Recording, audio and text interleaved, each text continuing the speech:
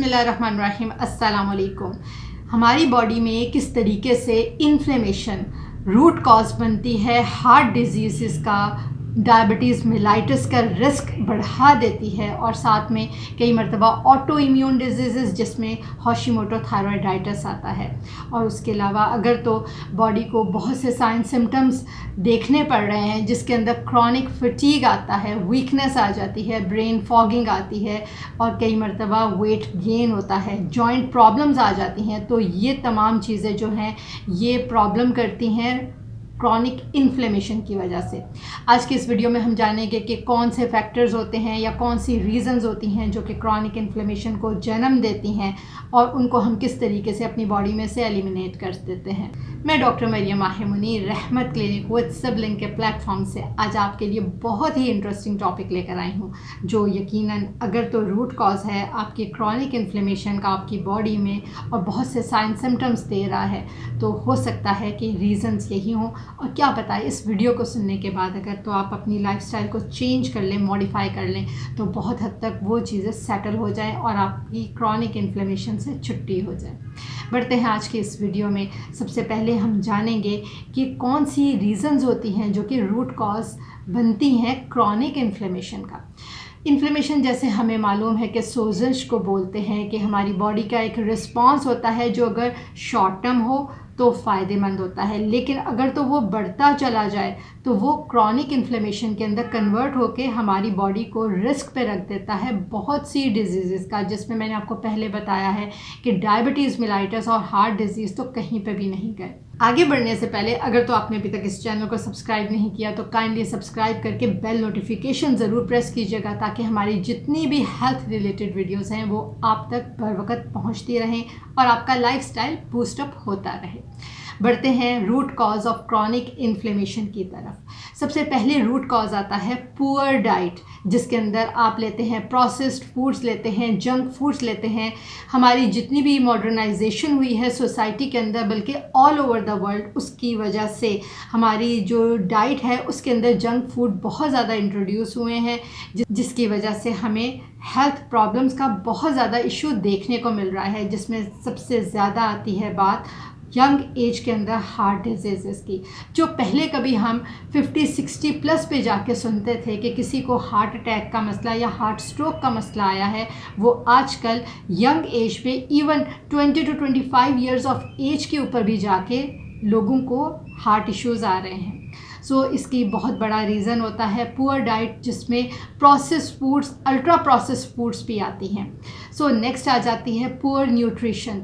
ऐसी डाइट्स जिनके अंदर पुअर न्यूट्रिशन आती है वो भी क्रॉनिक इन्फ्लेमेशन का बायस बनती हैं, जिसमें विटामिन डी डेफिशिएंसी और ओमेगा 3 डेफिशिएंसी और इंट्रोडक्शन ऑफ द ओमेगा 6, यानी कि जितने भी आप कैनोला ऑयल्स यूज़ करते हैं, वेजिटेबल ऑयल यूज़ करते हैं, सनफ्लावर ऑयल यूज़ करते हैं, ये अल्टीमेटली बायस बनता है ओमेगा 6 फैटी एसिड्स का जो आपकी बॉडी के अंदर बढ़ जाते हैं, क्योंकि आप ओमेगा 3 फैटी एसिड्स भी नहीं ले रहे होते जो कि हेल्दी डाइट में आते हैं, हेल्दी फैट्स के अंदर आते हैं।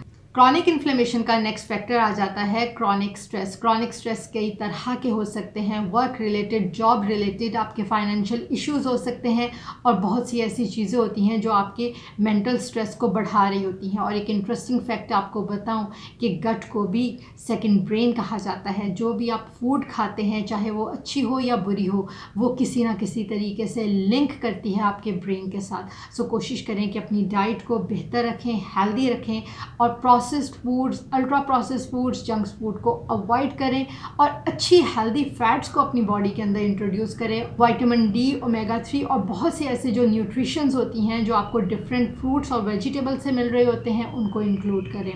नेक्स्ट फैक्टर आता है क्रॉनिक इन्फ्लेमेशन का केमिकल टॉक्सिन्स, यानी कि पॉइजन्स हो जाते हैं जिनके अंदर इंसेक्टिसाइड्स आते हैं, पेस्टिसाइड्स आ जाते हैं, उसके अलावा एनवायरमेंटल पोल्यूशंस आ जाती हैं, एयर पोल्यूशन, वाटर पोल्यूशन, हर तरह की पोल्यूशन। तो इन तमाम चीज़ों से बचना बहुत ज़रूरी है। क्रॉनिक इन्फ्लेमेशन से बचने के लिए ना आपने अपनी डाइट के अंदर इंक्लूड करने होते हैं ग्लूटेन फ्री डाइट को। अब ग्लूटेन लोगों के ज़हन में ये चीज़ आती है कि हम पहले भी तो लेते थे और अब भी लेते हैं, तो उसमें क्या फ़र्क है, क्योंकि मॉडर्नाइजेशन के साथ फूड जितनी ज़्यादा प्रोसेस हो चुकी हैं, ग्लूटेन भी वो एक्चुअल वाला ग्लूटेन नहीं रहा। सो आजकल लोगों को ग्लूटेन से भी बहुत ज़्यादा सेंसिटिविटी हो रही है। सो जिन लोगों को तो ओवर सेंसिटिव हैं वो तो इसको अपनी डाइट के अंदर बिल्कुल भी इंक्लूड ना करें। और आजकल आपको ग्लूटेन फ्री डाइट भी मिल जाती हैं। कोशिश करें कि अपनी डाइट के अंदर से आपने डेयरी प्रोडक्ट्स को कंज्यूम नहीं करना, कम से कम यूज़ करना है, जिसके अंदर आपके आ जाती हैं बेकरी आइटम्स आ जाती हैं, योगर्ट आ जाता है। अब एक तरफ आप ये कहेंगे कि योगर्ट तो आप कहते हैं कि जी उसमें प्रोबायोटिक्स होते हैं, वो हमारे लिए बेहतर होते हैं, और दूसरी तरफ आप कह रहे हैं कि नहीं जी वो क्रॉनिक इन्फ्लेमेशन करते हैं। तो हर इंसान की बॉडी डिफरेंट होती है, डिफरेंट तरीके से रिस्पॉन्ड करती है। कई मरतबा एक डाइट उसको सूट नहीं करती और वो दूसरी डाइट उसको सूट कर जाती है। सो यहाँ पे बेसिकली बात हो रही है क्रॉनिक इन्फ्लेमेशन के हवाले से। तो यहाँ पे मैं आपको यही कहूँगी कि आपने योगर्ट को भी अवॉइड करना है, मिल्क प्रोडक्ट्स को भी अवॉइड करना है, और ग्लूटेन फ्री डाइट को भी आपने कंज्यूम करना है, ताकि आपकी बॉडी जो है वो क्रॉनिक इन्फ्लेमेशन से सेटल डाउन हो जाए और ये प्रॉब्लम आपकी सॉल्व हो जाए। सो उम्मीद करती हूँ कि आज की इस छोटी सी वीडियो के अंदर मैंने मुख्तसरन बताने की कोशिश की है कि क्रॉनिक इन्फ्लेमेशन की रूट कॉज क्या होती हैं, और उम्मीद करती हूँ कि आप इन बातों के ऊपर अगर अमल करेंगे तो आपका हेल्दी लाइफस्टाइल जो है वो बहुत बूस्ट अप होगा। सो इंशाल्लाह मिलते हैं अगली वीडियो में नए टॉपिक के साथ। अल्लाह ने के बाद।